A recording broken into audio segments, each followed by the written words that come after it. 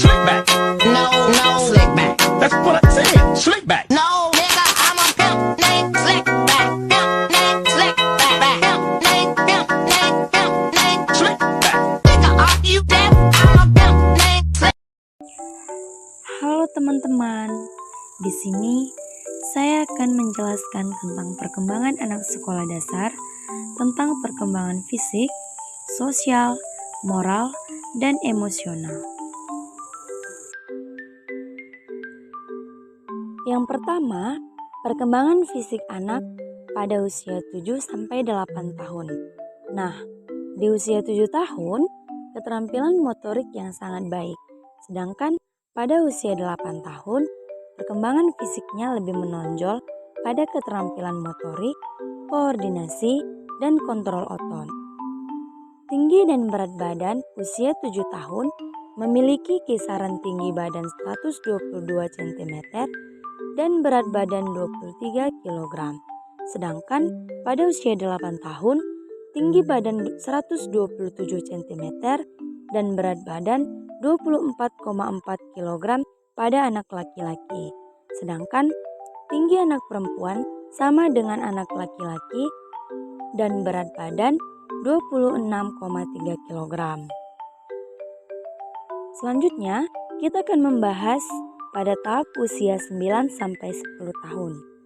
Melalui pertumbuhan fisik dan otak anak akan belajar semakin stabil dan cepat. Di usia ini juga, anak-anak belajar bergaul dengan teman sebayanya, belajar memperoleh kebebasan yang bersifat pribadi. Selanjutnya, pada tahap usia 11-12 tahun, pada usia 11 tahun, pertumbuhan rambut pada ketiak maupun di area genitalnya akan mulai kelihatan. Kulit dan rambut yang lebih berminyak akibat hormon pada usia 12 tahun. Anak perempuan akan mengalami pertumbuhan payudara dan mengalami menstruasi, sedangkan pada anak laki-laki akan mengalami pertumbuhan penis dan testis dan akan mengalami perubahan suara. Nah, yang kedua, di sini kita akan membahas tentang perkembangan sosial pada anak di usia 7-12 tahun. Nah, yang pertama kita akan membahas perkembangan sosial anak di usia 7-8 tahun. Nah, di sini mereka dapat berbicara lebih baik dengan kosakata yang lebih banyak. Nah, di hal ini membuat mereka dapat melakukan berbagai gerakan rumit termasuk saat menari atau berolahraga. Maka, di sini sangatlah penting bagi orang tua untuk terus mendorong aktivitas pada anak. Pada perkembangan sosial anak 9-10 tahun, anak dianggap sebagai salah satu tahap usia yang krusial. Kemandirian dan minatnya pada pertemanan mulai kelihatan di usia 9-10 tahun. Pada perkembangan sosial anak 11-12 tahun, anak semakin mendekati tahap remaja, di mana dia masih bergantung pada orang tua. Di tahap ini, tantangan tidak sedikit bagi orang tua untuk merawat anaknya tumbuh dan berkembang. Yang ketiga, kita akan membahas perkembangan moral anak pada usia 7-12 tahun.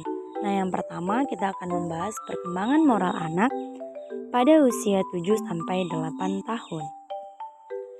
Pada usia ini, anak lebih sadar apa yang dilakukan orang lain dan membandingkan dirinya dengan orang lain.